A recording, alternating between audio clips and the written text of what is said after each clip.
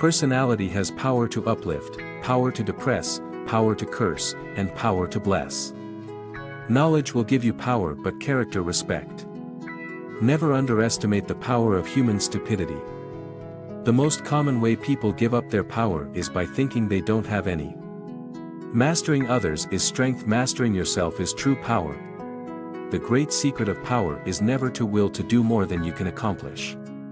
The power to do good is also the power to do harm.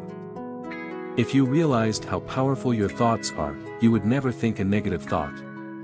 With great power there must also come great responsibility. Power is a word the meaning of which we do not understand. Kind words can be short and easy to speak, but their echoes are truly endless. There is power in words. What you say is what you get. Your greatest power is to show love, to receive love and to be love. Power tends to corrupt, and absolute power corrupts absolutely. Silence is the ultimate weapon of power. Beware, for I am fearless, and therefore powerful.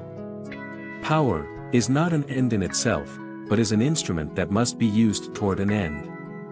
You have power over your mind, not outside events. Realize this, and you will find strength.